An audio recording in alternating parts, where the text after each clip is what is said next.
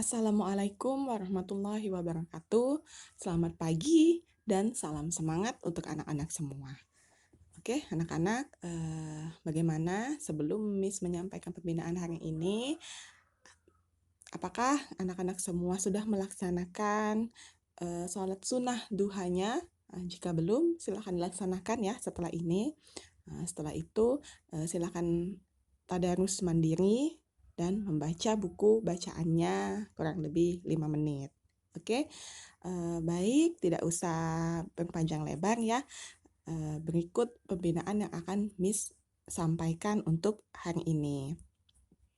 Ya, silakan didengarkan dengan seksama cerita berikut. Ya.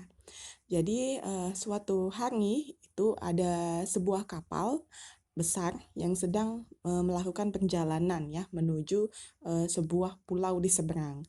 Nah, namun tiba-tiba di tengah perjalanan ya kapal besar ini mengalami kecelakaan ya sehingga kapalnya meledak dan semua penumpangnya itu akhirnya tidak selamat ya.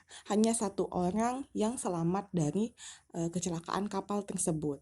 Dan orang ini akhirnya terdampar di pulau kecil yang tidak berpenghuni. Nah, laki-laki ini pun bingung ya, dan dia terus-menerus berdoa supaya Allah menyelamatkannya. Dan setiap hari dia melihat ke langit, mengharapkan ada pesawat atau helikopter yang lewat untuk menolongnya. Namun tidak ada sesuatu pun yang datang. Nah, akhirnya dia pun laki-laki ini berpikir bagaimana dia bisa bertahan hidup di pulau itu sendirian. Akhirnya dengan kerja keras ya, dengan susah payah, dia pun berupaya untuk membangun gubuk kecil dari kayu-kayu apung yang dia dapat di pulau tersebut. Nah, dengan capaiannya ya, dengan usaha kerasnya, akhirnya laki-laki itu pun berhasil membangun gubuk yang kecil dari kayu. Kayu itu untuk melindungi dirinya dari cuaca di luar ya. Dia pun berpikir untuk bagaimana bisa bertahan hidup di pulau ini. Nah, ternyata pada suatu hari setelah dia pergi mencari makan, nah jadi keesokan harinya ketika laki-laki itu pergi mencari makan dan dia pun ingin kembali ke gubuk kecilnya. Tapi apa yang terjadi? Nah, ketika dia kembali ke gubuknya, dia melihat gubuk kecilnya itu terbakar. Entah bagaimana gubuk kecilnya itu bisa terbakar. Asapnya mengepul-ngepul ke langit.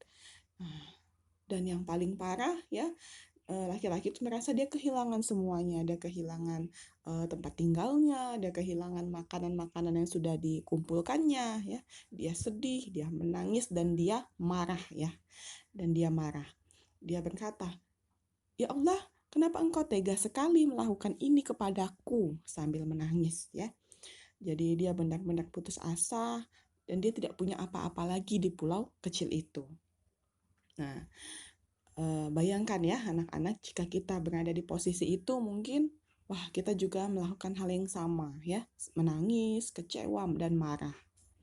Nah, namun pada keesokan pagi harinya saat dia tidur di pantai itu, dia terbangun ya, laki-laki itu terbangun oleh suara kapal yang besar yang mendekati pulau itu.